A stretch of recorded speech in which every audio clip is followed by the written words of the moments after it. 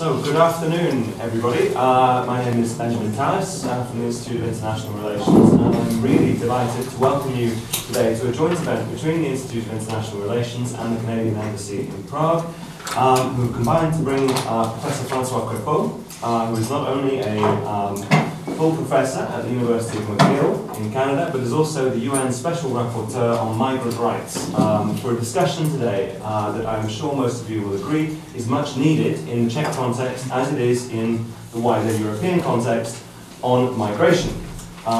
Specifically, Professor Crépeau is going to be talking about migration, an opportunity, not a threat, an unusual intervention into the Czech discourse on migration, and for precisely that reason we are happy to welcome him here today.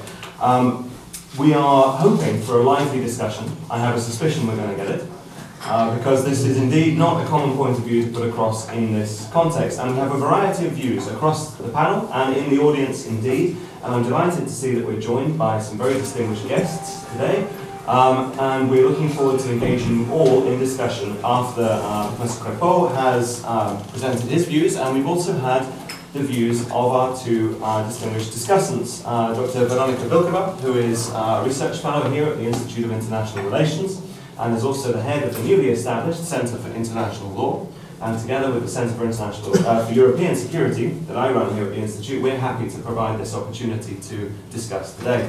But we're also joined by Radko Hokovský, who, as I'm sure many of you know, is the director of the think tank European Values and has been an engaged participant in the debate on migration and connected issues here in the Czech Republic and in the wider European context. So, without further ado, and to give enough time for presentation of various views, questioning of them, challenging of them, and so on, I will hand the floor to Professor François Crépeau. Please join me in welcoming him here today.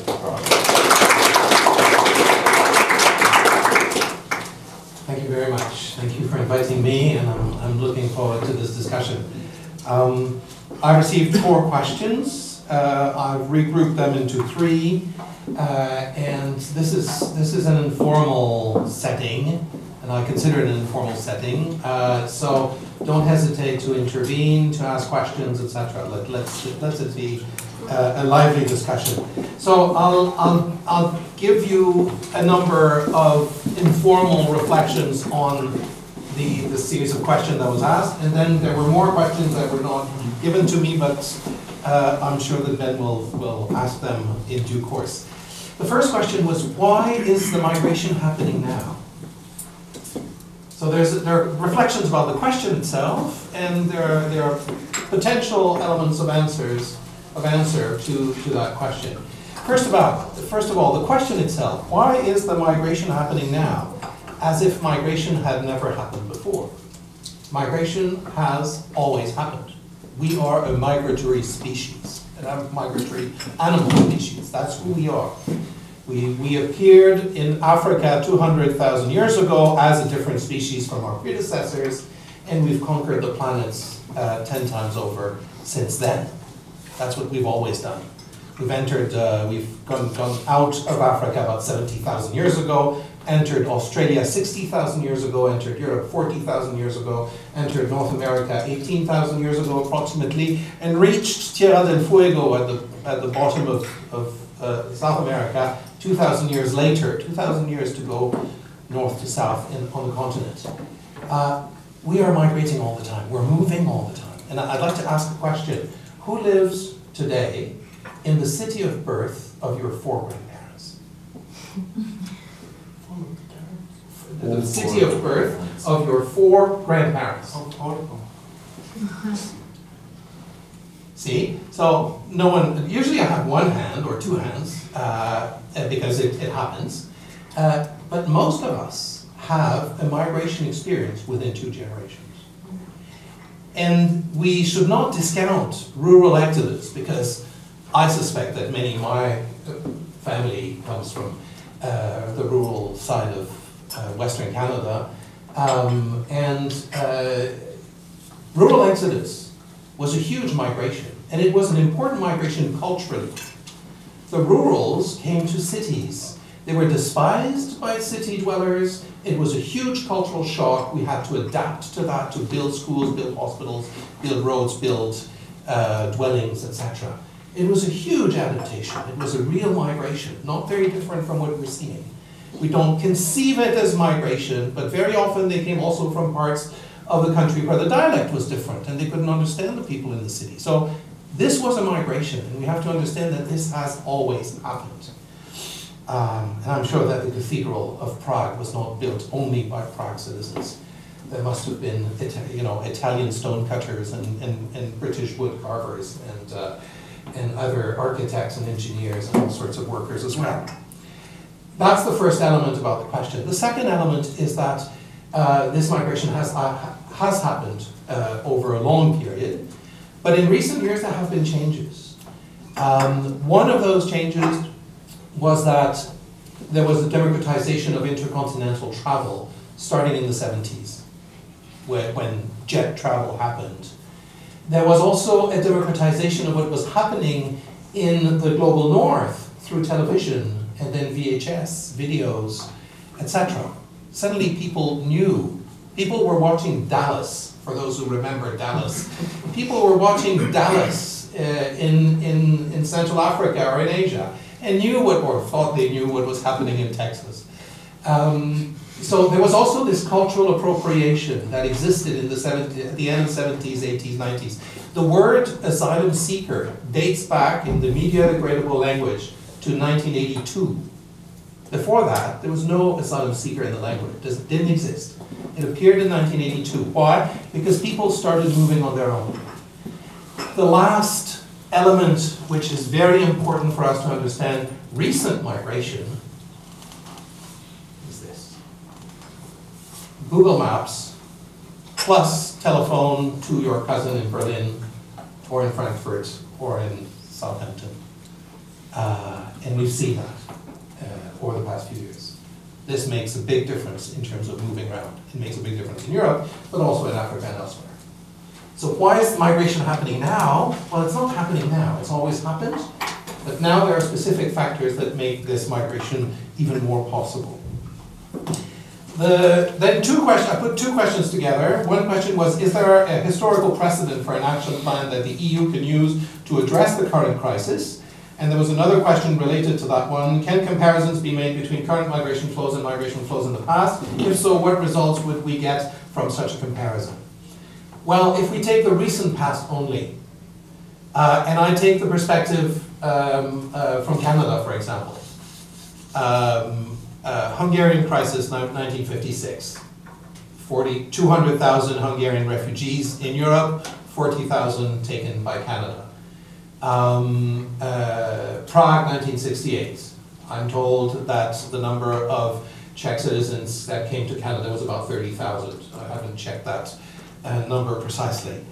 Indo-Chinese boat people from the mid-70s to the late 80s.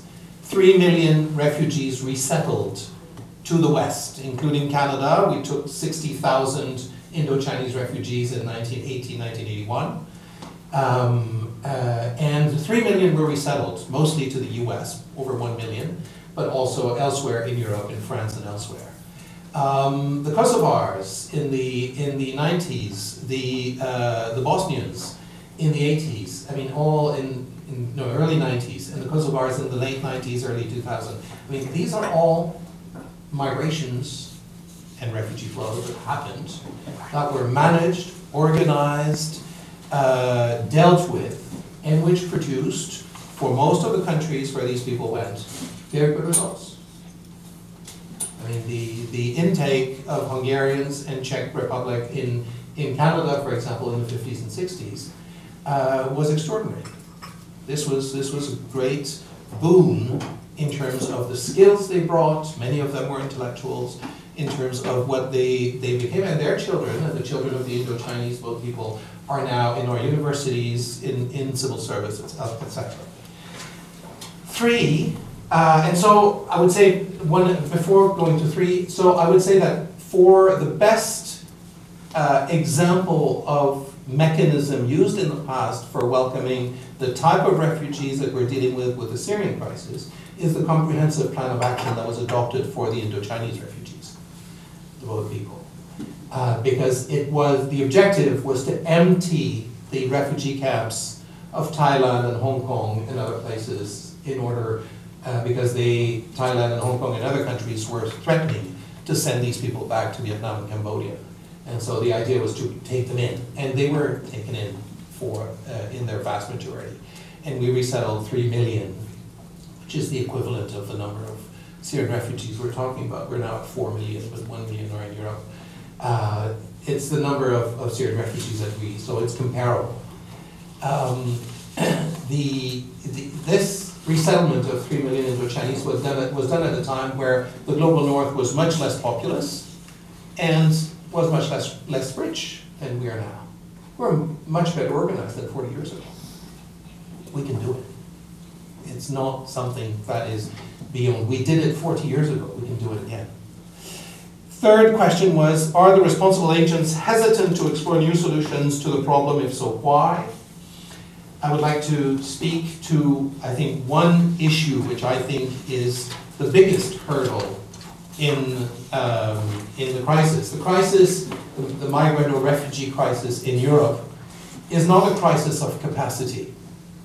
Europe has the ability to absorb the numbers of migrants who are coming if it's done in an organized way, and if there's an investment in integration and in reception, etc. The crisis is one of political leadership. That's the real crisis. It's a political crisis, not a capacity crisis.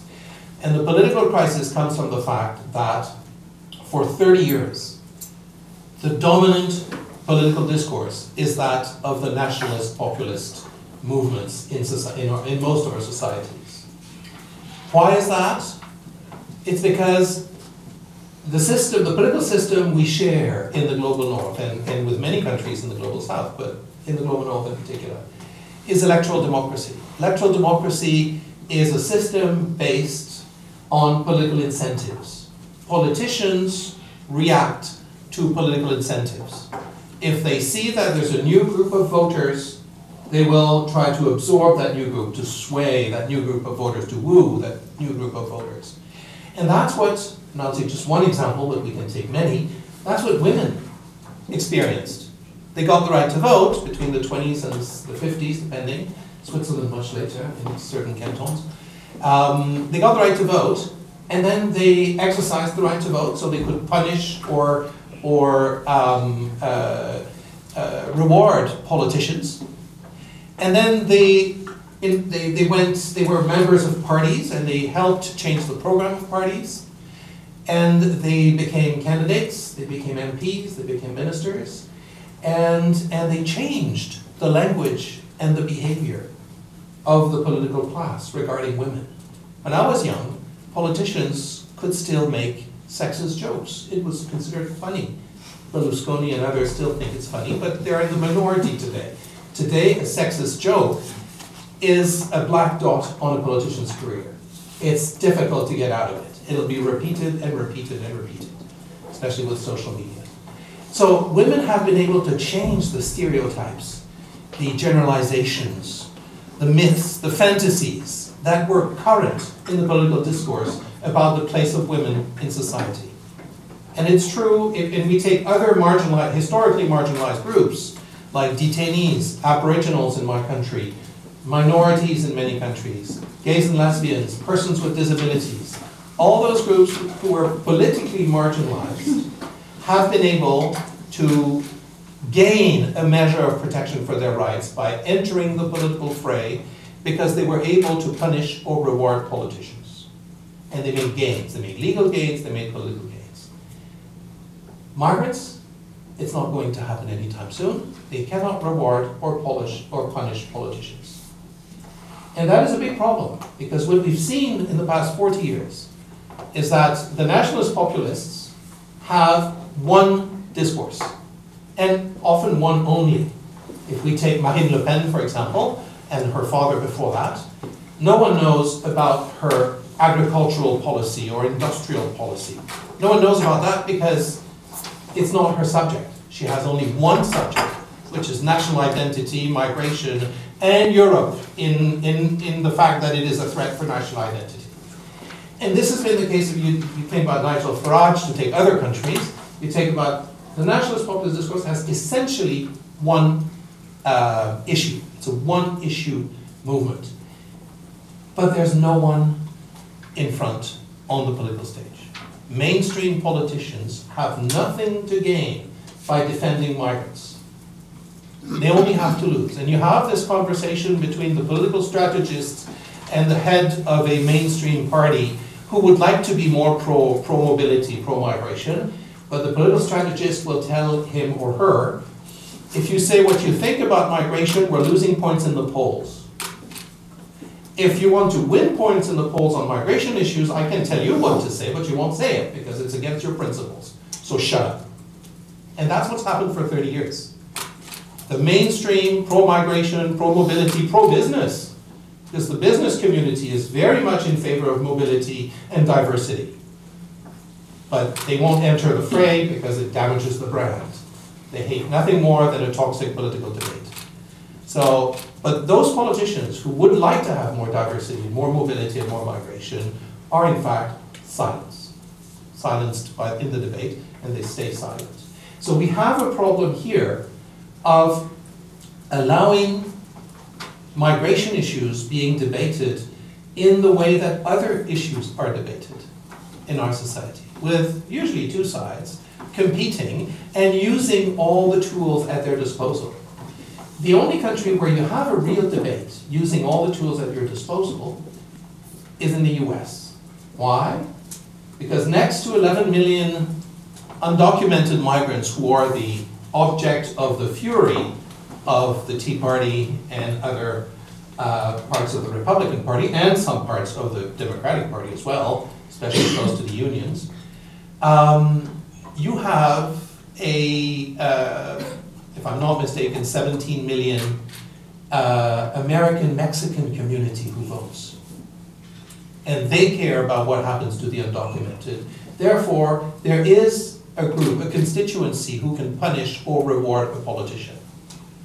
And if we see Hillary Clinton being elected as president, who knows, it will be because, in part, there is a large part of the electorate who agrees with President Obama's immigration policy, even though there's also a big portion of the electorate who disagrees.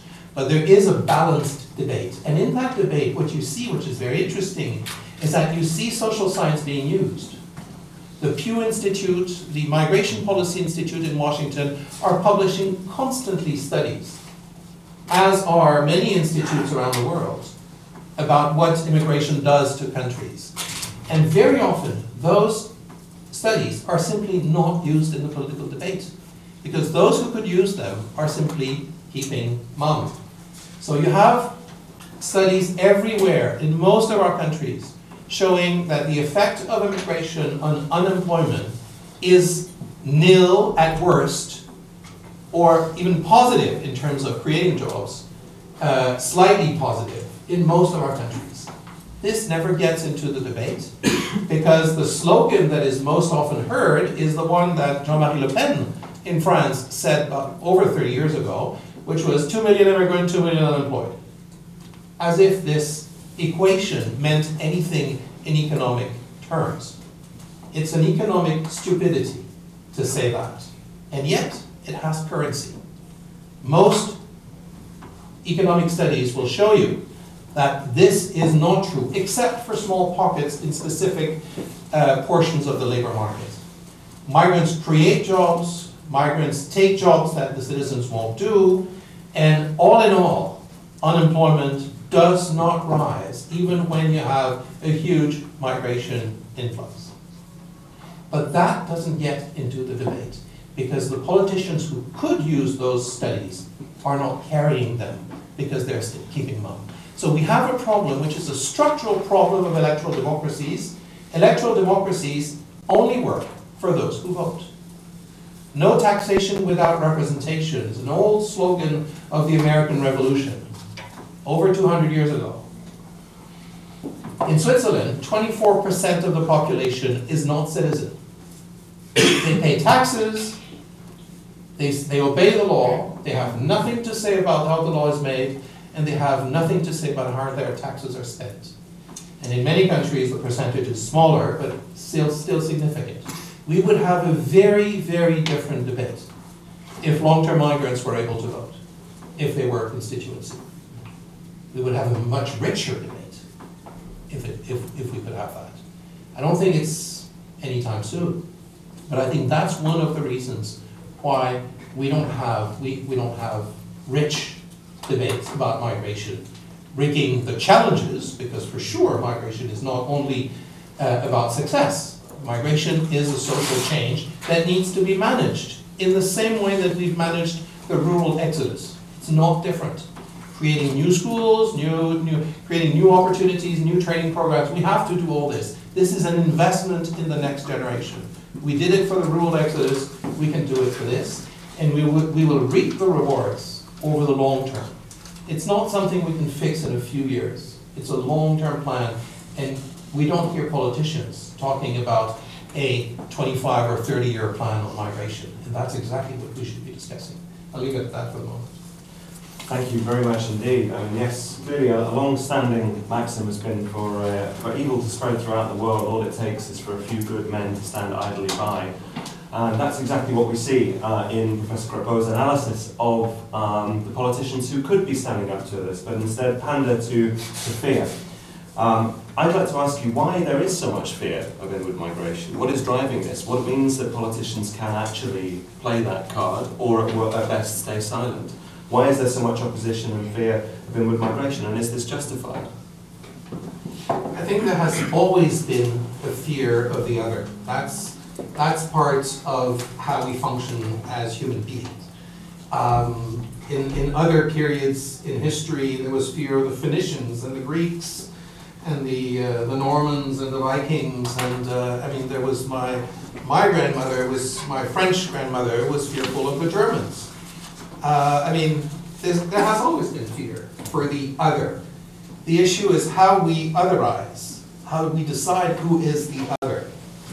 And we can otherize in many ways. We have otherized for a long time people coming from the rural areas. They were considered stupid because they were uneducated, etc. And we were talking about, country bumpkin or something like that. We had words for them, describing them. So the otherization has always existed. We have otherized gay people. We have otherized women. We have otherized minorities. Persons with disabilities were pointed fingers at or were laughed at. This has changed. We have changed that. We have had a much more inclusive discourse over time. We have learned from our mistakes. And we have allowed these people to speak up. For the moment, the problem we have is that migrants, for fear of being sent back home, are keeping silent. The migrants are not protesting, are not going to court to contest decisions taken about them. They're not mobilizing, they're not unionizing. Everything that we did for ourselves, they're not doing. They're not doing because their main objective is the success of the migration project. Because the success of the migration project is the key to the future for themselves, but also the whole family very often. And that is the objective.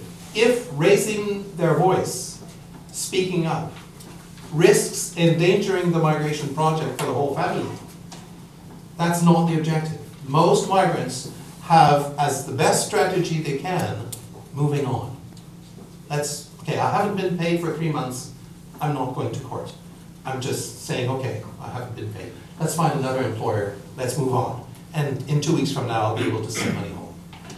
That's the strategy they use most of the time. And I'm talking here about vulnerable migrants. I'm not talking about the Canadian IT engineer in Doha, or I'm talking about the vulnerable migrant, the agricultural worker, the construction worker, the undocumented worker. Those people will not very often speak up, raise their voice, mobilize.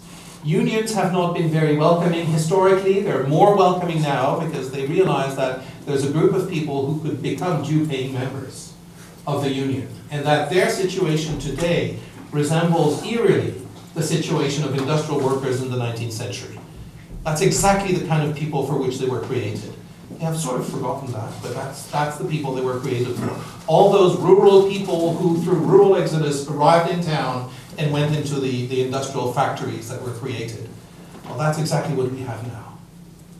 And some unions, and certainly union federations at an international level, are getting into gear and trying to embrace that change. Sorry, I'm too long. Not at all. I think it's fascinating for all of us here to hear from you. I have one more question before I open to our discussants and then open the discussion wider, as I'm sure you're all sharpening your own questions up as well. I'll leave discussion of the particular costs and benefits to those who wish to actually raise them. But based on your analysis that I've read before and based on the presentation you've given so far, it seems clear that you advocate that Europe should organise rather than prevent migration. Why is that?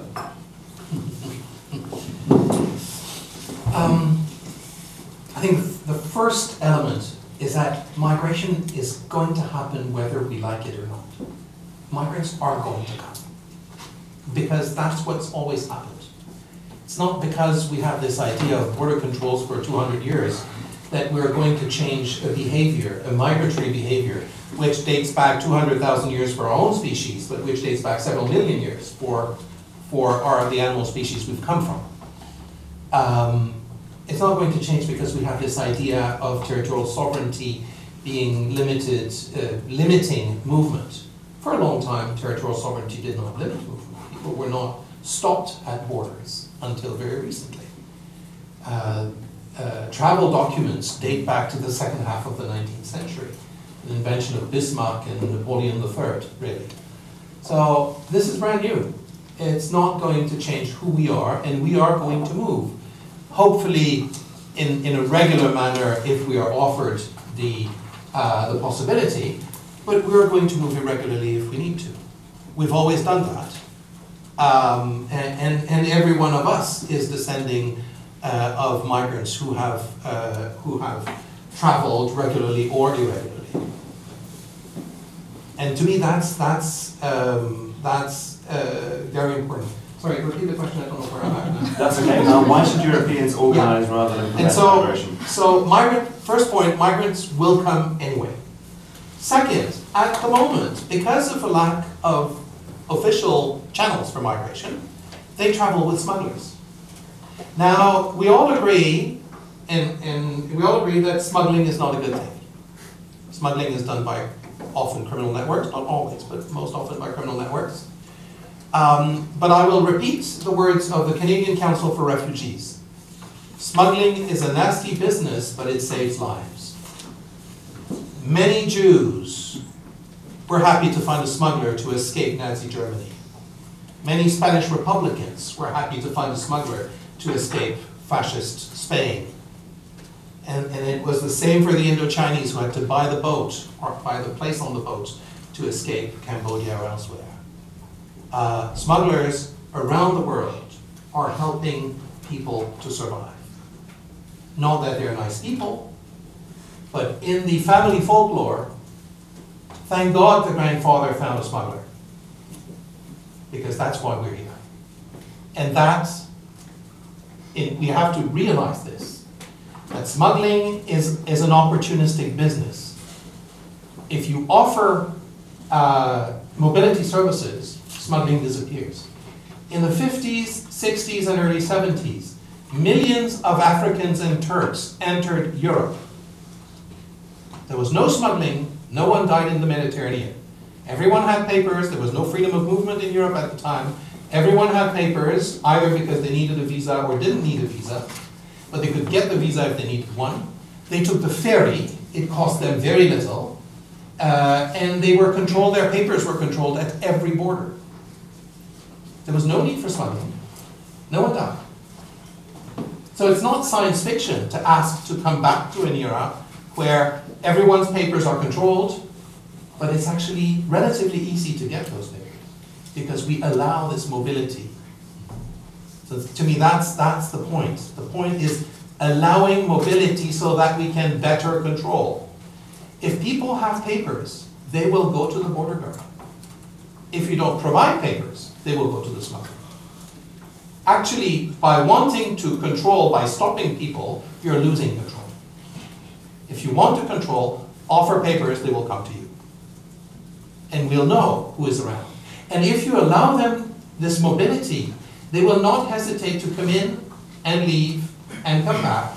And just as in the Mexican-American border for a long time, Mexicans came in when the labor market was on the rise and left, went back to Mexico when suddenly there was unemployment and they lost their jobs. And they came back a few years later when the labor market again was on the rise. Because you knew you could come back, you didn't hesitate to leave.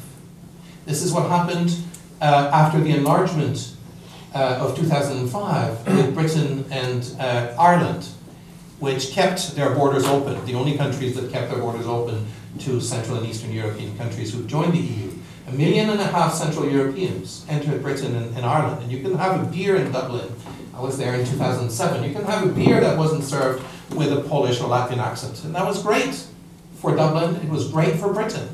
And when the crisis struck in 2009, 1 million of them left, taking with them transferable skills and keeping unemployment figures in the UK and in Ireland relatively stable. That's exactly what we want. This is the mobility we want. We want that between our cities, inside our countries, between Montreal, Toronto, and Vancouver, for sure. We want people to move where there are jobs. We want that inside Europe. That's why you have a common market. And it's not different with the rest of the world. People want jobs. They're not there to scrounge on social welfare. They want jobs. If you allow mobility, they will come in if they find a job and leave if they can't find a job. This was how Europe functioned for a long time. I should stop there. Thank you very much indeed. Well, very rich talk provokes many reactions, I'm sure. I'd like to hand the floor now to Dr. Veronika Bílková from our Centre for International Law here at the Institute of International Relations to provide a response. Then we will go to Radko Hokovský with his thoughts, and then we will open up to your questions. So Veronika, please. Thank you very much. Good afternoon, dear colleagues. It's a real pleasure. I'm very happy that we have this opportunity. This is the first joint event, not only between the IIR and the Canadian Embassy, but also between our two centers. So I really welcome it. I also welcome this opportunity to have such a prominent speaker here. I hope it's just the start and we will have similar prominent speakers in future.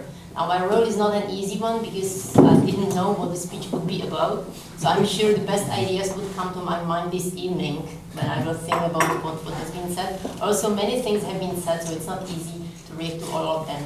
I was originally asked to be here as a legal expert, thinking that there would be some international law present in the discussion, which was not so far the case, so that makes my role even more difficult. So I will just point on, I think, 2 or 3 issues, and then probably I might come to some of them later on in the debate. The first issue, and I will stay on the general level because so far the presentation has been general, so I will also not go into details. So the first issue is on the debate. I agree that there is a lack of debate in Europe, but I see a different reason.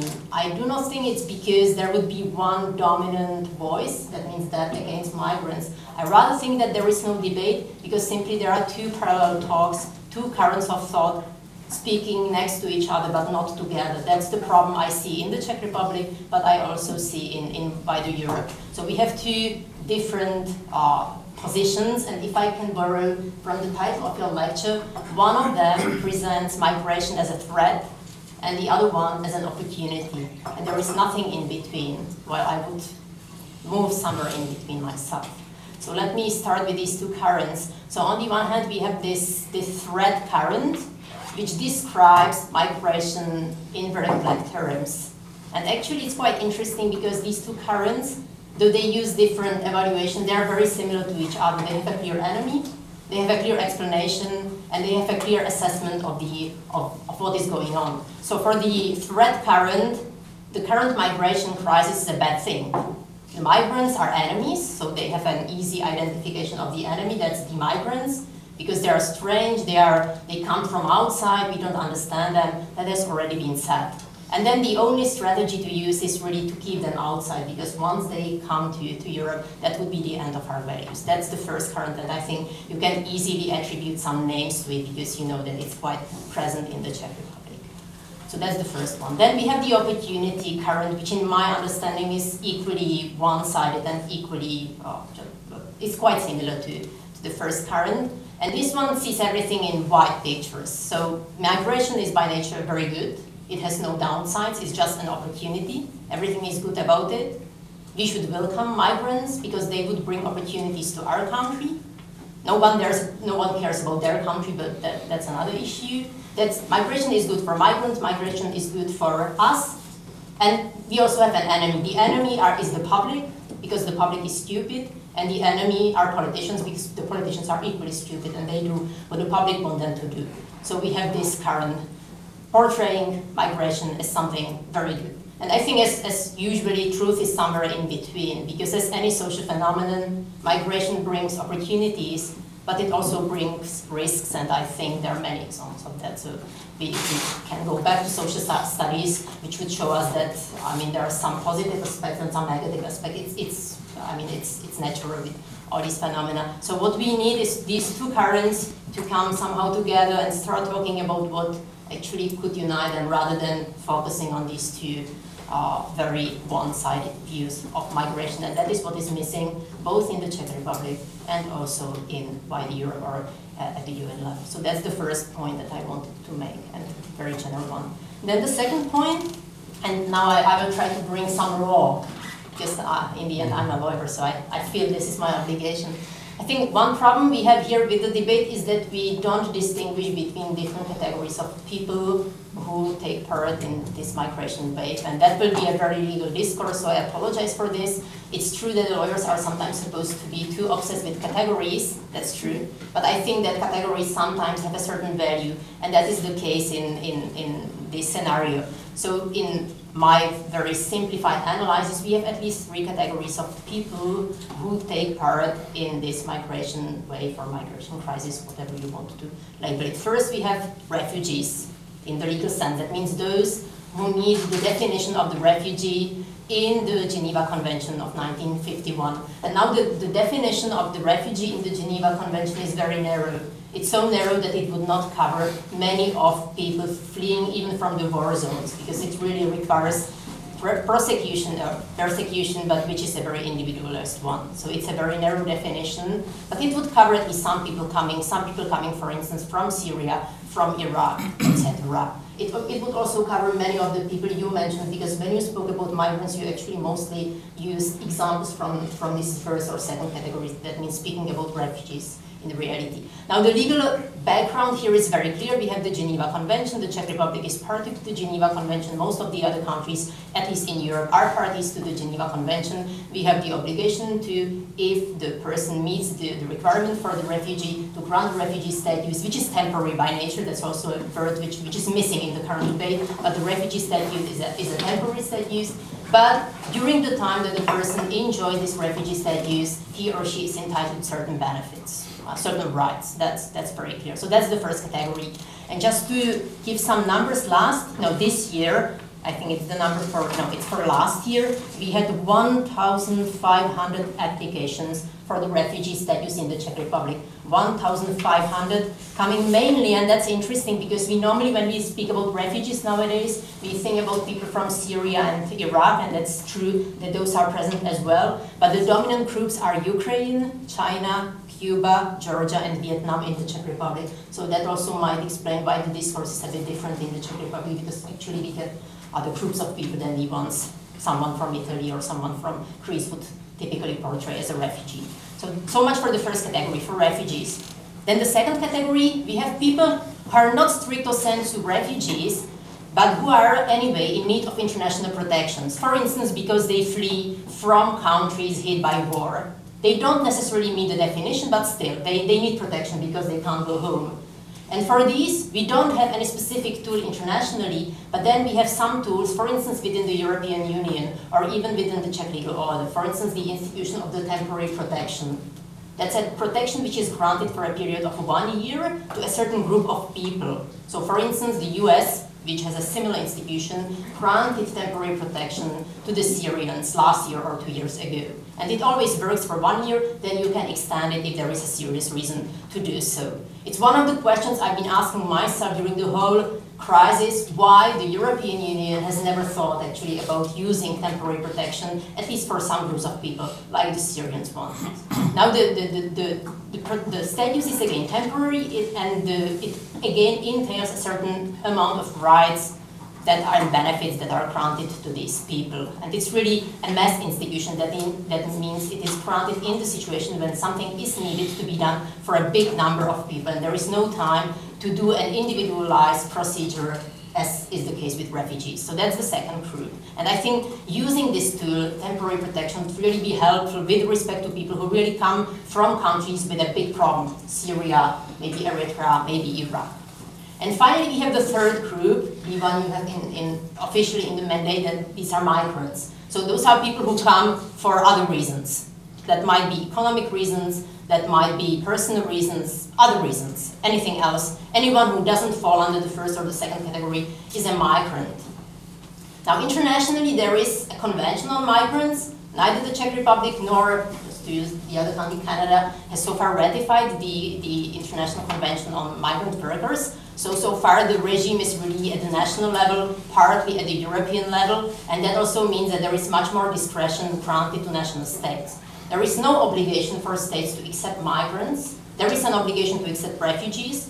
There might be a certain obligations to accept people from the second category. There is no legal obligation to accept the third category. So it's really, it depends on the state or on the European Union, if the decision is taken at this level, to decide whether these people would be let in and under what conditions, who exactly would be let in, and what the regime applicable to those people would be. Obviously, if they are let in, they again should have some, or must have some basic human rights. Now, one of the problems of this debate is actually that we mixture all the time the three categories, despite the fact that the reasons why they come are very different. So for instance, for the Syrians, first and second category, obviously they need to come because they can't go home. So we can't stop that, that's true. But for the third category, those people come because there is an opportunity to come, but they don't necessarily need to come. So I think the tools to be used are a bit different. And that brings me to the third point that I wanted to make, and that relates to the European reaction. Here I completely agree on what you said, that Europe should organize, not, what was the other word? Not prevent. Yeah. And I think actually that it's related. If Europe organizes it in a certain way, it would prevent it. So it's for me, it's not again either or, it's actually related. So I think there are a couple of steps that Europe should take. First, make the distinction between these three groups. That's the prime issue. That's the first thing which needs to be done. Not to treat refugees as migrants. That means not to, for instance, consider whether we should grant the refugee status on the basis of whether we need these people or not. Because that's a consideration which should take place under the third category, but not under the first or the second one. For the first or the second, that's the need of these people. For the third, it's our own need, and that's something which is very important. So make the distinction between these three categories. Second, really consider using this tool of temporary protections for people like Syrians, like people from Iraq, who really need a temporary protection for the period where they can't go home, and that's very simple. And they can't go to one of those middle countries on the way either.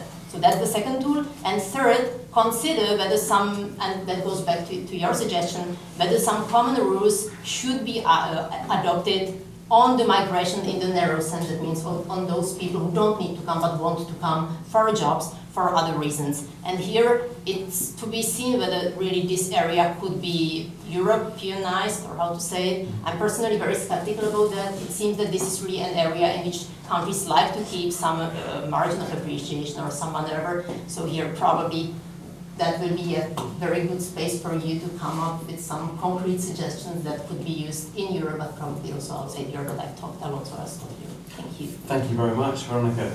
Right, and now let's hand over to my right to Radko Hokovský, who, as I mentioned, is the Executive Director of the European Values Think Tank, and then we will open to the discussion call. So Radko, please. Thank you very much for the floor, and I really appreciate the invitation. It's a really great pleasure to discuss this very important subject.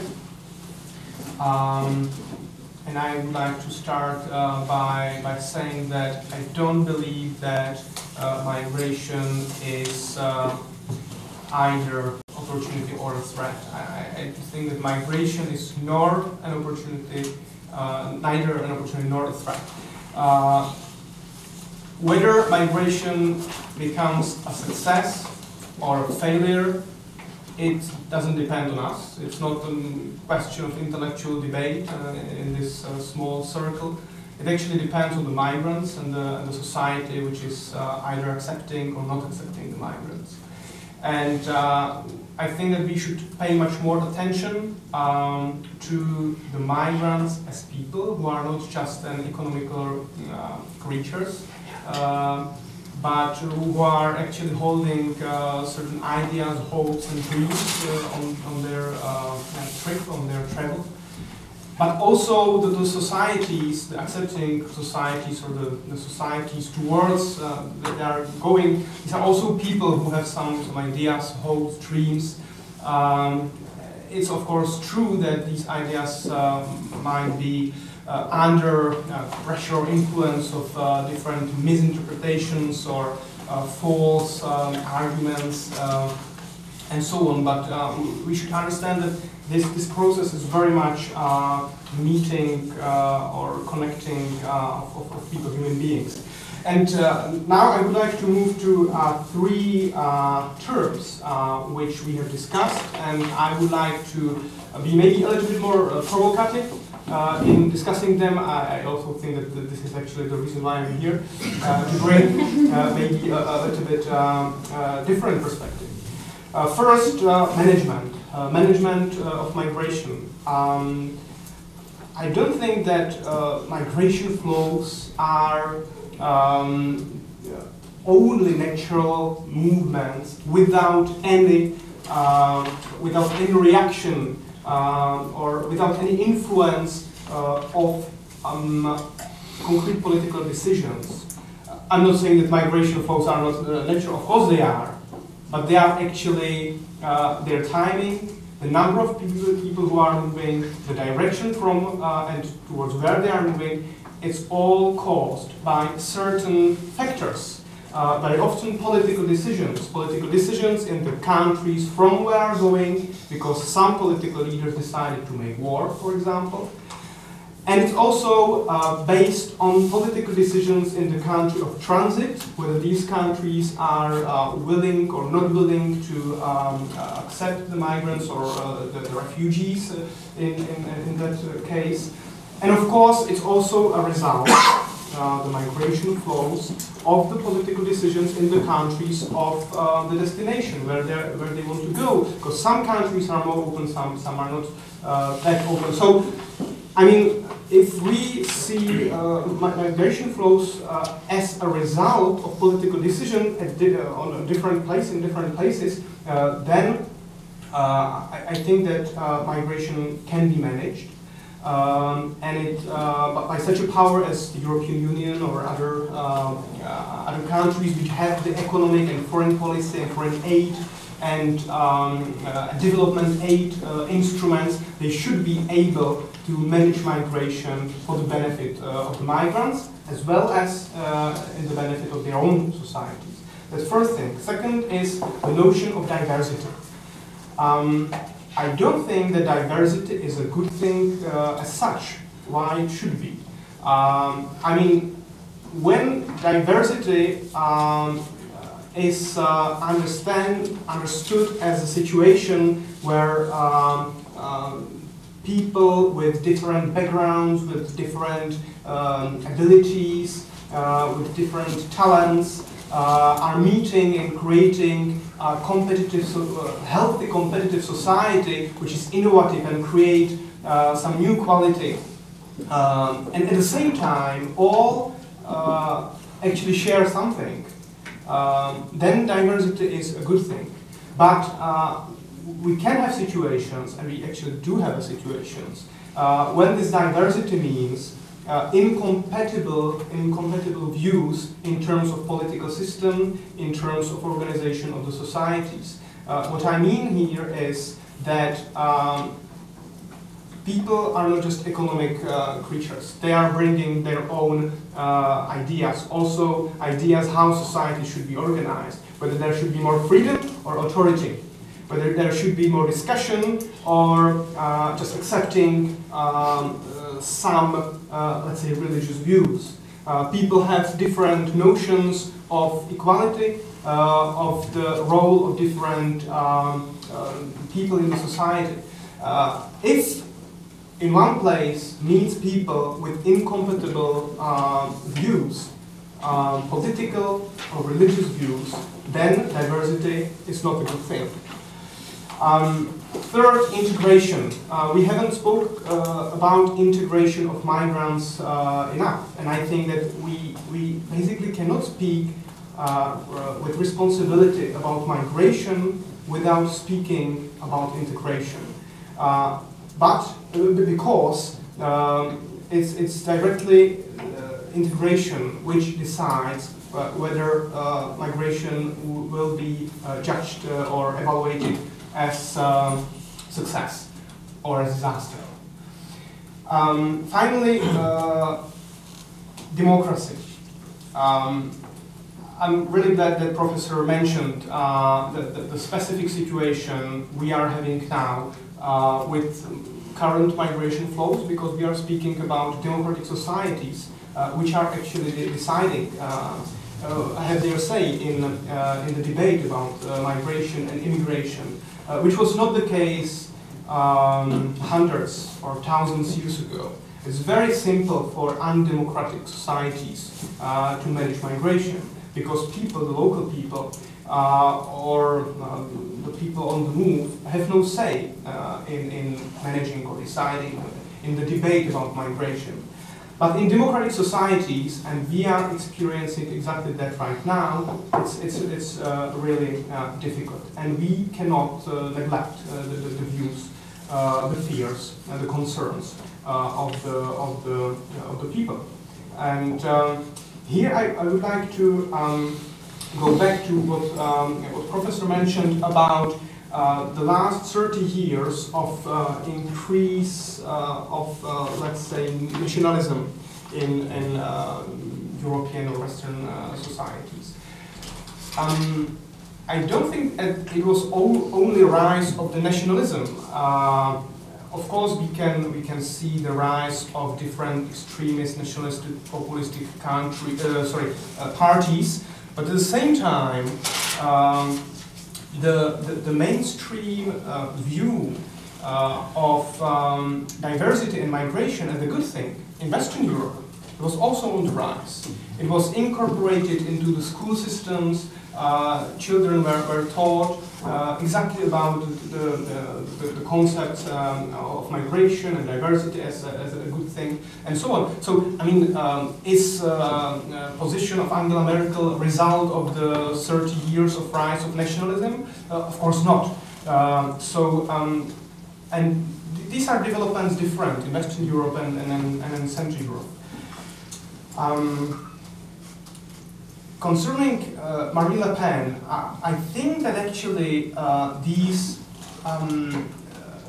nationalistic or identity populistic parties and movements are actually in a way a reaction to the mainstream consensus, let's say, which is adopting very cosmopolitan point of view or idea. And it's not actually true that Marine Le Pen or the National League or her party would be a single issue party. In fact, their success is that they are actually speaking also about agriculture. That agriculture should be actually managed only by the French people. And actually, all the industry should be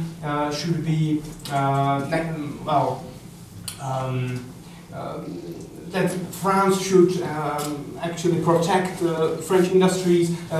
They also actually have a very important social economic program. And this is the case also of the Freedom Party, of Geert in the Netherlands, and so on. In fact, these parties are campaigning against the mainstream, against the political establishment, against the EU, against what they associate with this cosmopolitan, globalistic development, which their voters don't really understand have great concerns about. Yeah, and this is maybe where I would like to stop. Okay, well thank you very much for indeed providing some different opinions. When you said you were going to act as a provocateur and then said migration is political, I thought, well yeah, obviously it is. But then actually some of the points of diversity I think you've added have really enriched the debate. To draw things together a little bit, we see questions indeed about migration as opportunity and threat, as what is seen as a false polarization and a false opposition between these two ideas. It comes with both benefits and challenges. We can think about that and how we evaluate these, how we weigh them up. We can think about the fact of movement, mobility as a fact, migration as a fact, versus how we deal with it socially, how we deal with integration, who we choose to allow to come in, for which reasons, who we understand as being the people who come in. We've also had the issue raised of a false opposition between mobility and control. Indeed, the idea that more border control can lead to more mobility, that actually intervening and allowing mobility allows us more control. This is not the normal argument as it's presented. We also see arguments presented here about what is the limit of democratic debate, what is allowed difference, what is the limit of diversity that we actually can deal with politically versus things we put outside the debate. I think it's important to make a distinction and say these things are not fixed, nor are the views of particular groups monolithic. We, in different societies, as different groups, change our views over time. We negotiate them with other groups. We become parts of other groups over time. And often this is not presented in the migration debate. So thinking about that and relating it to exactly the issues that we've heard our guests talk about today, but also this idea of why Europeans should organise rather than prevent migration, I'll open the floor to your questions. We'll take a couple of questions and then give our panellists a chance to respond. If you could please introduce yourself, and try and keep your questions concise and to the point, that would be much appreciated. So who has a point or a question to raise?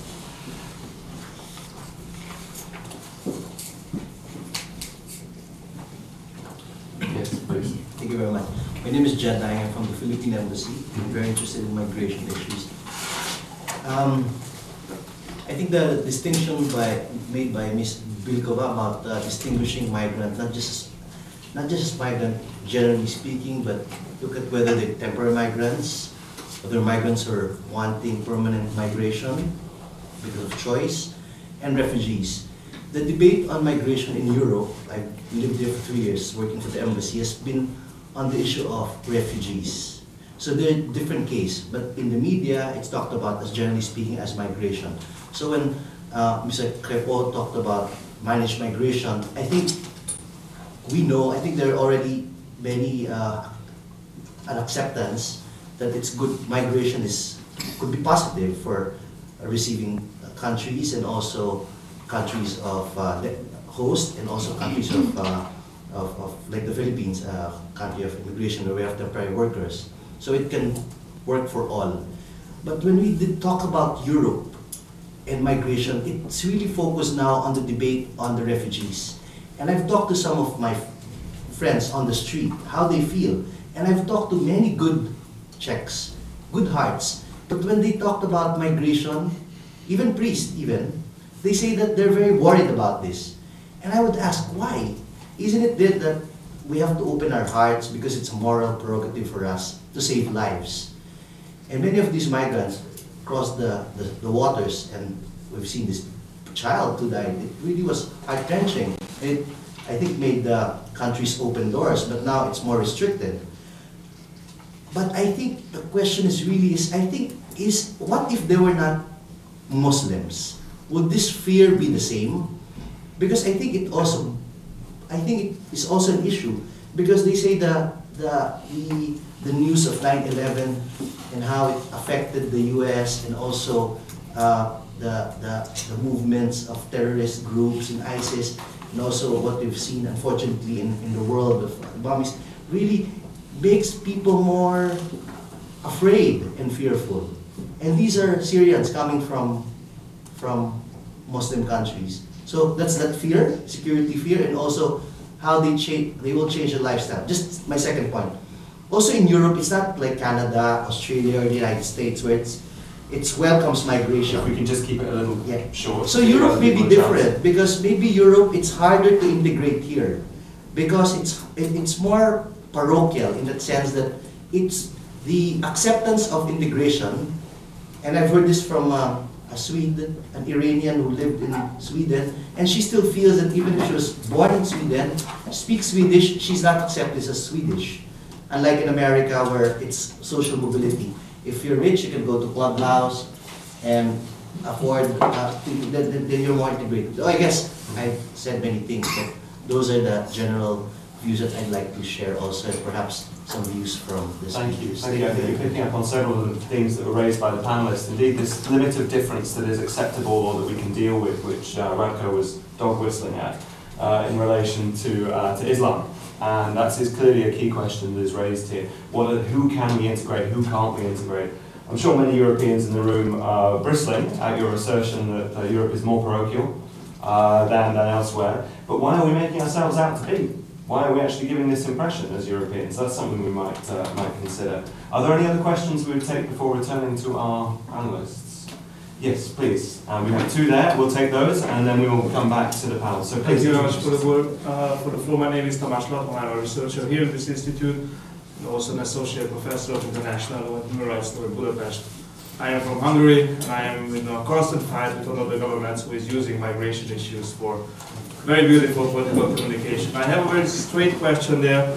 I have been spending my last year, actually this year as well, in Hungary, trying to communicate against the government and against the communication panels that you have already referred to, and it was a very nice reference. So thank you very much. The question there is a very practical question. Do you have any ideas, maybe technical ideas, what kind of communication tools to use against the very cheap and well-known communication against the dangers that is posed by migration? Thank you very much. Thank you very much indeed.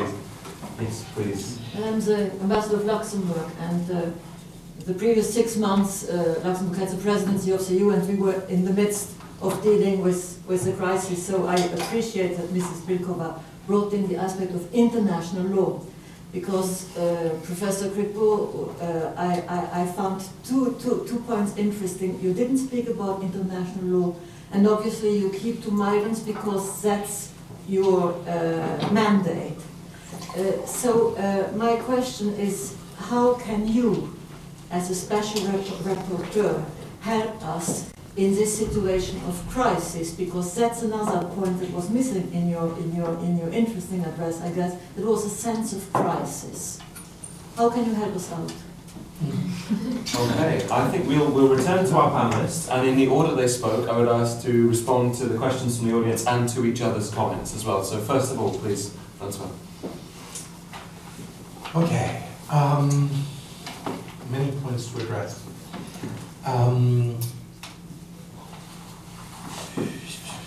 Which one do I choose? Islam. Let's start with that because it was touched upon by several people. I was raised in a relatively conservative Catholic family. My mother used to wear a scarf to go to Mass in the 60s. I remember that. And it's not the Middle Ages. Huh? It's before many of you were born, but it's not the Middle Ages. It's the 60s, and my mother wore a scarf to go to Mass. That was part of what she thought was proper for the time. And frankly, I can relate a lot more to a mildly conservative Muslim family than I can to a skinhead. In terms of values, I'm much closer to a conservative, relatively conservative Muslim family than I am to a skinhead who would be French Canadian like I am. I have almost no values in common with a skinhead. So to me, Islam is not the problem. Individuals may be problematic, but not Islam in itself. Islam is practiced by millions of people, 99.99% of them not being a threat at all. And there are very threatening Christians around us. So it's not the religion itself. It's practiced by a number of people. It's heralded as being problematic. Now we have also, in different countries, we have very aggressive Christians as well. So I mean, to me, Islam is a red herring. Complete red herring. Islam is not problematic in itself. It's been practiced for a very long time. It has created beautiful things in history, and it has created horrible things in history, like Christianity as well. And today you have, in the US, millions of Muslims, Dearborn, Michigan, who live very peaceful lives as American citizens. And it's not problematic. And we have a huge Muslim community in Montreal with several mosques. And I've been treated in the Royal Victoria Hospital in Montreal by a doctor who wore a scarf and who was manifestly Muslim. And that doesn't create any problem. And my daughter went to a daycare where her daycare attendant for the whole year was a Muslim with a scarf. And that's not an issue. That's not a problem. So, again, one of the issues we have with identities is when we paint with one brush a whole community. It's like when we said women can't drive. No? Someone makes an error on the streets and you say, oh, it must be a woman driving. That used to be fun when I was young. It's not fun anymore because women have proven that they drive on average as well as men, or as badly as men. And we know that Nicole drives badly, but John drives badly as well. So what have we done in the path from the 60s to now in terms of the portraying and the perception of women? We have worked on not using a large paintbrush for all women. And we've done the same for minorities, for Aboriginals. In my country, Aboriginals used to be portrayed as lazy drunks. Well, the majority of them are not lazy and the majority of them are not drunks. And there might be a few drunkards in their community, but there are a few drunkards in my community as well. And we've done that with gays and lesbians as well. There were lots of jokes about faggots when I was young, and all the faggots were the same. And we've learned that that's not true. That there are gay people who are women, who are artists, who are old, and we have, all of us, many aspects to our personalities. And Islam is only one of them. Like Christianity. And we have to embrace that. So when you ask people, are there too many Muslims in this country, on the street? They will say, oh yes, too many Muslims. They change our values. They want us to wear scarves, etc., etc. And then you say, okay, so Mohammed should go back home. Oh, you say, oh, no, Mohammed has been here 20 years. We know him. No problem with him. His kids go to the same school as my kids. So if you personalize it, like we did for women on most issues, and like we've done for gays and lesbians, suddenly we have a different perspective. And if we know Muslims who are mildly conservative families, like my family, we suddenly realize that they're people just like us. And they have the same hopes and the same fears for their kids. Okay, so that's one point. And on this, I'm pretty strong. Muslims haven't changed the lifestyle of Canadians. And Muslims have the same respect for the Canadian Charter of Rights and Freedom, our constitutional document, as any other Canadian. And so that, to me, there's no change of values for the community at all. The change of values comes from the change of generation. My father, when he was 50, could not have imagined gay marriage. That's something my generation has done. Like his generation had done divorce, which could not have been imagined by his father. But that's the change of generation. That changes values a lot more than a group of migrants, Muslim migrants or Buddhist migrants coming into our countries. The Vietnamese have not changed their values. There's no reason, yes. And I've answered only one question. International law, the distinction between refugees, migrants, etc. I acknowledge, I can tell you that in my reports it's also very legal, as you can imagine. I just want to add to what you've said that there is a general framework for all migrants, temporary protection, and refugees. And that framework is the human rights framework. All of our countries have obligations to everyone under our jurisdiction. And if we take, for example, the principle of non-refoulement, it's better in the Convention Against Torture than it is in the Convention Against Refugees, because there's no security exception. If you take the right of children to go to school, it's better in the Convention Convention on the Rights of Children than on the Convention on Refugees. Under the Convention on Refugees, refugees only have the right to primary school equal to nationals. Under the Convention on the Rights of Children, children have the right to mandatory school anywhere they are. Period. Without exception, whatever their status. Not that most of our countries do that. In my country, in Quebec, undocumented migrants don't have the right to go to school as nationals. They may want to pay the $6,000 a year to go to school, to send their kids to school. In Ontario, they have the right to go to school, whatever their status is, even undocumented migrant workers, in implementation of the Convention on the Rights of the Child. Because they are children first. Their status, they are not responsible for their status. So what I want to say here is that this general human rights framework applicable to all, states also have an obligation to implement it. That may not give the migrant the right to stay in the country, but that should protect the migrant against human rights violations, such as the prohibition to go to school, such as the non-protection of labor law. If you've worked for 6 months for an employer in the Czech Republic as an undocumented migrant worker, you've contributed to the wealth of the country. The government should help you get your wages. Most of our countries don't. How have they contributed to the wealth of the country, just to make it clear? They have worked for a local employer for 6 months, picking berries, or in construction work, or in healthcare, or in most cases undocumented work happens in construction, agriculture, care, and hospitality, hotels and restaurants. When you've been working for 6 months without being paid, you have contributed to the wealth. You have fulfilled the needs of a local employer who wants to exploit you because that reduces his labor costs. I say his, it could be hers, but the labor costs. You've contributed to the wealth of the country by doing this, and you haven't been paid. In almost no country do labor inspections actually protect the rights of the workers of undocumented migrants.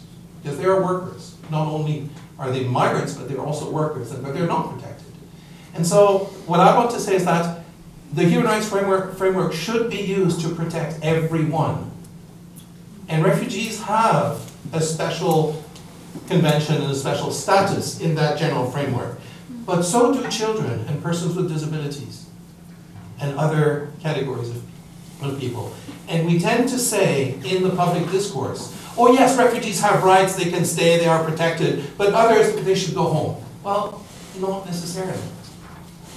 They might be protected from going home. You don't send back home an unaccompanied minor without guarantees that this is in the best interest of that child. For that, you have to have a best interest of the child determination procedure, and you don't. In most of our countries, we don't have that, really. Children are treated as undocumented migrants, taken care of by the Immigration Detention Center and sent back home very often without consideration for their best interest. There you have it. And yet, we have these obligations that we should respect. Why should it be only for refugees? And so that is part of the complexity of the legal landscape that the political discourse doesn't take into account. Thank you. I think it's also just important to know that such migrants that contribute by paying consumption taxes. Every time they buy something in the country, they actually contribute something to the budget of that country. They contribute in other ways through the interactions they have with different people in the society. Very much the EU model of interaction that has helped make Central and Eastern Europeans less strange to British people over the years. And hopefully make some British people less strange to some Central and Eastern Europeans. I say that, of course, as a migrant. I think, just very quickly on this point about tools, and the tools we already have at our disposal. A lot of people talked after the Cologne incidents about we are powerless in the face of an oncoming surge who may be bringing Sharia law with them. Nonsense. We have the tool of the rule of law to actually deal with violations of the rule of law as it is decided. Why we are so nervous to actually implement it and to indeed fulfill the obligations we have to our own citizens as well as to migrants at that time is a different question, and it's the question of politics that Radko was raising. So on that note, I'll pass over to Veronika for some comments from your side, please. That's difficult because, again, so much has been said. Okay, I'll try to limit myself to a couple of comments. First, on the last issue, I'm very happy about what you mentioned. Obviously, there is this common human rights framework, At the same time, it only applies to people who are already in the territory, so it doesn't really help us when we decide that we should let them in. Because if they are outside the territory, then human rights do not apply, they are not in our jurisdiction. And the distinction is important exactly to decide whether we should let them or whether we must let them on, etc. So that's the first issue. The second one, maybe a provocative comment on your last question. That's true, we have certain tools, and as long as the majority is in favor of these tools, they will stay. But if the majority is not in favor of these tools, they may change. Even the rule of law may be cancelled just because the new majority may not like it. That's just a provocative comment. The third issue, about your question, whether the reaction would be the same if those coming would not be, were not Muslims. I think it could be, actually. I don't think that the religion is the only factor which plays a role. Obviously it does, because of all these stories about Muslims in Europe, but it's definitely not the only factor. So it's not a single issue phenomenon. We have obviously religion, but we also have the massive character. That's the first time that we really see thousands and thousands and thousands of people coming up to Europe, or maybe millions in prospect. So that's another factor. The third one is the use of media. That's the first crisis when really you see these people on TV. You did not see the Czechs in 68, you did not see the Hungarians in 56, and you should not underestimate the influence of this on people's perceptions. And the fourth issue, and that I will only limit my conclusion for the Czech Republic, is the discourse. Discourse is actually quite different. I studied the discourse in the 1990s when the Bosniaks were coming to the Czech Republic. And at that period, the discourse was about offering protection because those people were fleeing from a war. The protection will be temporary. We will just help them because they need our help. Once this is over, they will go home. That was the discourse, and that worked. And there was no public discussion at that period. People accepted Bosniaks coming to the country. Now, the discourse is very different. It's not only about people fleeing war, it's also about people coming to be used in the economy, etc. I already mentioned that. It's about integration. Immediately we hear about integration. That presupposes those people will stay. That again creates a different perception on the side of the population. There is no talk about them going home once, for instance, the war ends. So that might also be one of the explanations why the reaction, or one of the explanations, why the reaction today is different than it was in 1990. So it's not about the rise of nationalism and people suddenly becoming mad about their nation and whatever. It's also about how you present it and what you present. So that's the second issue. The third one, I think we are too general in the debate. And then it becomes difficult. So for instance, when we consider whether it's bad or good, on a general level, it's difficult to say. So let's take a concrete example which is relevant for the Czech Republic. The migration of doctors from hospitals going to Germany. This is a real phenomenon we nowadays face in the Czech Republic. We have a big shortage of doctors because many of them have fled for Germany. That's a concrete example of migration we experience in the Czech Republic. Is it good? Is it bad? For them it's probably good because they will have higher salaries in Germany. For us, is it good? Depends on, create your own, make your own mind. Then why do they move to Germany? Is it a natural phenomenon? Going back to your comment, not necessarily. They go to Germany because the German doctors left for Switzerland. Why did the German doctors left for Switzerland? Because Switzerland, at a certain point of time, decided and made a political decision that it would not invest into education of doctors because it's expensive. Why should it do so when it can free ride on Germany? So Germany would pay for the education of doctors, and then there would be a brain drain for those people coming to Switzerland. Is it good? Is it natural?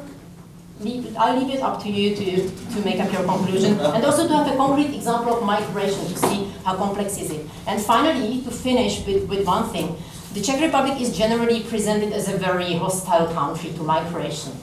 That no one wants to come to the Czech Republic because we are very homogeneous, we don't like migrants, etc. I already mentioned that it might seem so when we look at the numbers of people actually applying for refugee status. It's 1,500 last year, as I mentioned, and the peak was some 10 years ago. It was about 800,000, so not really, not so much.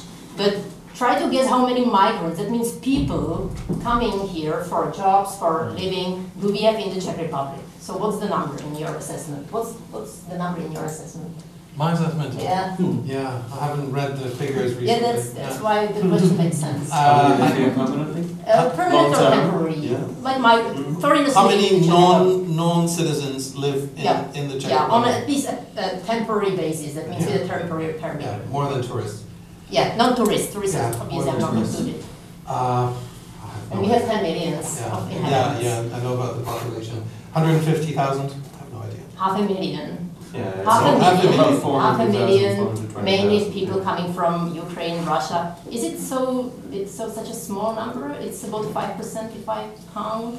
And by the way, according to the OECD statistics, the Czech Republic is the most successful country in the integration of foreigners into the labor market. We have the lowest unemployment of people, of foreigners unemployed in the Czech Republic. So I just wanted to raise it because generally the discourse is very hostile towards countries of Central Europe, including the Czech Republic, and maybe in the end there are some lessons to be learned even here. Thank you. I mean, I was just add on to that, as a migrant here, I've been thoroughly welcomed in the Institute of International Relations and elsewhere. The fact that I'm actually chairing a debate in a foreign country on a sensitive topic like this, I think, is to a certain extent testament to that. However, we shouldn't perhaps get carried away. And indeed, the figures that are presented are very nice, but don't tell the full story. Because, indeed, that integration of people into the labour market masks the huge amount of people who are not declared as working.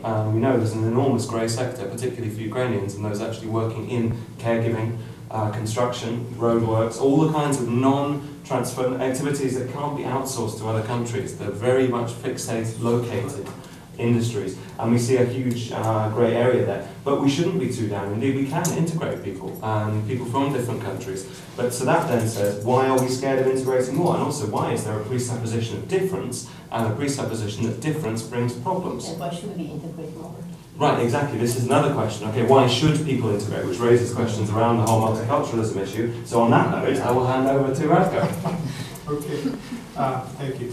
I would like to go back to the question of what role the Muslim identity or Islam plays in the Czech or Central European perception of immigration, because I think this is really important in the perception. And here we can actually make a comparison, because if you have a look on opinion polls, you can realize that the Czechs are actually more open to immigration or granting asylum to people coming from Eastern Europe than from Africa or Middle East.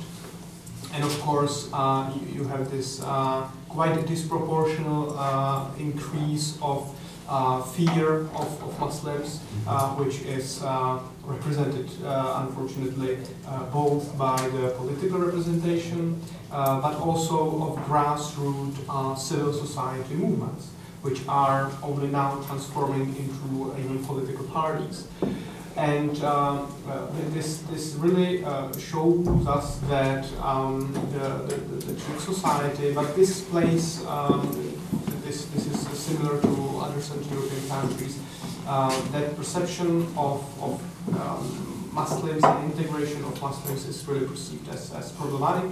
And I think that it's very much linked to the news, because the only thing we know about Muslims here is from the news, from the TV and so on, which is coming to us from Western Europe. But actually, when you speak to ordinary people, you very often, I mean, if it is at least a bit reasonable person, you get the feedback that actually, again, the question of integration, successful integration is the question, and I always get a question, so which European country is successful in integration of people from North Africa or Middle East, and which country has the smallest problems with such a phenomenon as radicalization, right? And it's always difficult to answer to that. So this is very much in the perception of people here, and now I would like to go to react a little bit to previous comment concerning what is the problem with integration. Of course, it doesn't really matter what people wear on their head, what color of their skin is, what their gender is, and so on. What actually matters is what are their values, especially political values, meaning what is their relation to the political system, to the constitutional system, and I would be happy to say on the basis of empirical evidence what was mentioned about the relation of Muslims in Canada towards the constitutional system. In fact, we in European Value Think Tank are trying to gather data on what is actually the perception, especially among Muslims. There are already sociological studies which were looking on the beliefs and norms and values among Muslims in comparison to the rest of the societies. And actually, the conclusions of such a polls and research are rather ambiguous. And we see that among the Muslim population, not necessarily immigrants in second and third generation, it's not conservatism which would be of concern. It's actually, these are views that question equality, that question actually the liberal values which we are talking about here, like relations to homosexuals, role of women in society, and so on, and other beliefs which are more spread in the Muslim communities. At the same time, it's necessary to say that we have a great problem in integration of people living here for centuries. I mean, the majority society. I consider as a problem double radicalization. Radicalization both among the minorities, but of course also among the majority of the society. Radicalization towards different far-right extremist neo-Nazi positions and so on. So we need to integrate also them. So in fact, integration in a democratic society which doesn't really have many tools how to force people to identify with the constitutional values is a challenge. And that's necessary, especially in the time of big migration flows. Thank you very much. I think we're running a little bit short of time, so I'll make just a couple of comments on that and then hand back to a final word to each of our panelists. I think it's interesting, your last point to note there, about integration, not only looking at Muslims as needing to be integrated, but other parts of our society. Which of our European societies can claim we've done a good job of integrating every section of our societies, be they from abroad or be they at home? Indeed, we see many kinds of exclusion and social division, but nonetheless, we try to manage it through particular models. Again, can we rely on these to work for people coming from outside? In terms of the rule of law and migrants, well, Europeans have been quite averse to the rule of law over years as well. If we think about the states of emergency, such as those that have been imposed in France recently, if we think back to the work of Carl Schmitt, if we think of his discussions with Walter Benjamin in the 1930s, if we take it to a legal perspective, the suspension of the rule of law has been a feature of European life for many years. We try to manage it through different ways, through balancing liberal values against the need to do that. It needn't be seen as the rule of law being under threat from outside. We threaten it ourselves quite often as well. This idea also of certain values being more widespread in certain communities. Well, indeed, I think Professor Crépeau was making the point that previously our own Christian communities, or indeed atheist communities, were quite good at oppressing various groups, be they women, homosexuals, disabled people, or so on and so forth. That has changed over time. Why don't we accept it can change over time in other communities as well? Nonetheless, we shouldn't be naive about this. Franziska Giffey, who is the mayor of Neukölln in Berlin, was recently in Prague talking about the challenges of migration. She, I think, is well positioned to understand the challenges of that. Neukölln having been an area of strong inward migration for many years. And she was very clear about the fact that it takes all levels of society, all levels of governance working together to overcome those challenges, but that the overall attractive quality of liberal democracy and of free, open societies governed by the rule of law will win out over other models of governance. We can't force people to integrate. That's absolutely the wrong way to do it. The attractive nature of what we have at our disposal should in fact be our strength. Perhaps going forward, we can consider these things in the question of whether we can indeed get regularised control of our borders back. Can we use regularised mobility as an alternative to irregular mobility? Can we use this as the deterrent to people coming in an uncontrolled manner, which is unsafe for them and unhelpful for our countries, as well as dangerous for the future of the Schengen zone. So we might think about that. But when it fundamentally comes again to the question of today's debate, migration an opportunity, not a threat, we need to think about how we calculate this. We are very well aware of the risks and the threats. We are told them all the time. In discourses, we are told them through the practices of security agencies. We don't do enough to counterbalance that and look exactly at these opportunities. And we need to see how we can actually better calculate that in order to have such a reasoned debate and then to provide the fuel for the political discussion in a much more reasoned basis, rather than on the basis of exactly the ignorance that Radko was talking about, which is the fact that most people in the Czech Republic have not encountered Muslims on a regular basis. We only need to see the map of where support for Pegida in Germany is at its strongest. It is in the places with the least migrants and the least Muslims. The better attitudes or more open attitudes to Ukrainians coming in into the Czech Republic is partly a result of the encounters that Czechs have had with Ukrainians. And that repeated process of encounter eliminates the process of othering and us-them divide that lies at the heart of our failure to grasp a migration situation and which has led us to turn it into a migration crisis. So I would offer the floor for a final comment to each of our guests. Perhaps we go in reverse order this time. So Radko, I would ask you to start, then Veronika, and then François. Please. Thank you. I would just use this opportunity to answer the question from our colleague from Hungary. What is the best way to communicate to our populations that actually to counter these concerns and fear of migration.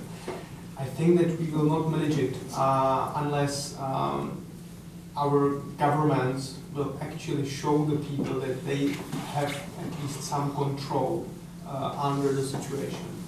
I think that for the Central European societies,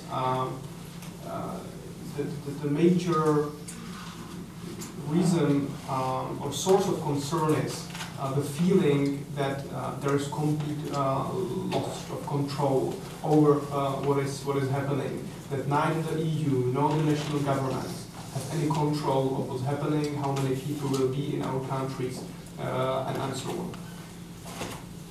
Yeah, indeed. So getting control back over the borders is the first step. Thank you. Veronika. I think I've talked a lot, so the time which is reserved to me, I would pass it over to our guests.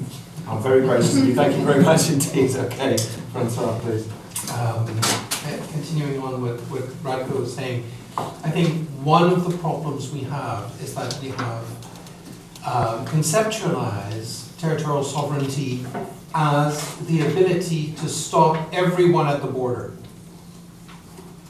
which is a fantasy. Borders are porous.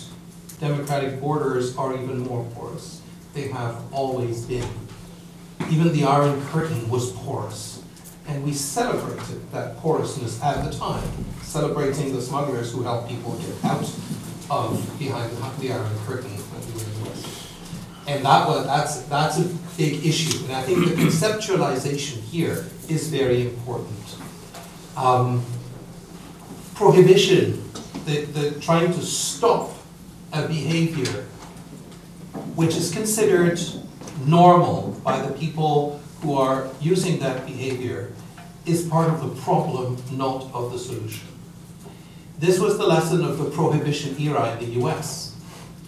In 1920, the US prohibited the sale of alcohol. This made Canadian families very rich through bootlegging and smuggling through the US border, including the Seagram Empire, which came out of that.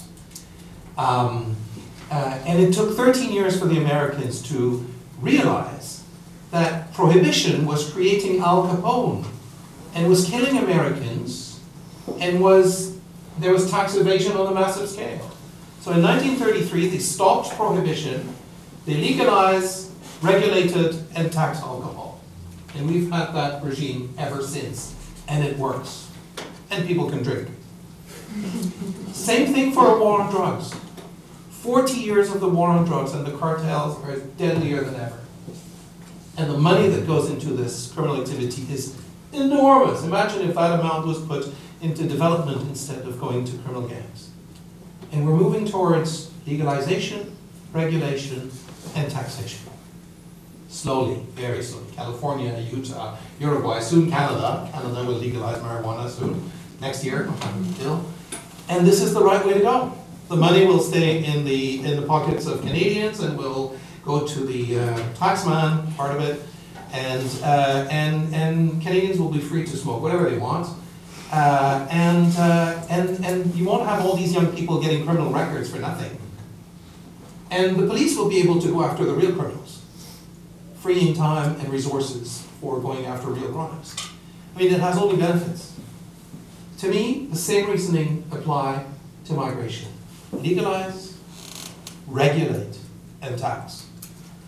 If instead of having 1 million people arriving through dingy boats with a percentage of them dying en route, and the enormous profits of the smugglers being diverted to whatever, we had sold European visas for 200, 400 euros each. If they were able to pay 10,000 euros to smugglers, they can pay for a number of visas at 400, 500 euros. And we had organized their coming, even 1 million, to Germany, through the airports in Frankfurt and in Cologne and in Berlin. 3, 4, 5, 6 flights a week, well organized, with buses waiting for them, going to different cities. All this being organized, not chaos on the beach, we would regain control of the border, and we would show the population that you can actually govern migration, that it's not a mess, and that you can do something with it, and that civil society is ready to welcome them, and that we can integrate them. One of the reasons Angela Merkel changed her mind on migration was a concerted effort of the German industries. There was a nice report in April 2015 by, I think it's 12 German foundations, including the Siemens Foundation and the Volkswagen Foundation, telling the German government, let them in, we need workers. Well, if you organize that, and you make it happen, and you organize it, and I think Angela Merkel was hoping that she would be followed by other leaders in Europe, and she wasn't, unfortunately. Only had the Swedes and the Germans to lead the way, and they weren't really followed. But I think the idea was there is great benefits at governing it. Prohibiting it is part of the problem. It's not part of the solution. It's not by trying to stop them that will manage it. The example, and I close on this, the example I want to present is that the nationalist populist discourse always used the image of the house. If I close the front door, I don't want them to get into but through the back door. That's the image, the walls of the house. They never use the image of the city. The city has borders. The pavement changes color. There's a border. Taxes go this way on this side of the border of the city, and taxes go the other way when we're in the suburb. And these borders are very important for zoning purposes, for all sorts of purposes. But since the Middle Ages, cities are not closed. Anyone can come into Prague or into Montreal. Not anyone can buy in Prague or in Montreal, but anyone can buy somewhere else and come and work here and then go back there, pay taxes over there and work here. We can do that. Prague and all the cities in the world have no problem integrating, and many of those cities have grown tremendously, exponentially in population, and they govern this expansion. They don't fight, they don't try to close the borders of the city. They govern the migration. And they govern it in part because at local level, we know a lot more about the communities. It's not a fantasy. We have faces, we know people. And cities have been able to integrate much better than most states. And I think we should keep that in mind and work with the cities who actually know who the migrants are and are able to integrate them better. Thank you very much indeed. Please, ladies and gentlemen, join with me in thanking our guests today. We've had a very provocative, different set of interventions, some wonderful food for thought, and a much needed enriching of our debate here in the Czech Republic on a very contentious and an issue that's certainly not going to go away anytime soon. So we need better solutions to it. We need better ways of thinking about it. Please join with me in thanking our guests for providing some of those.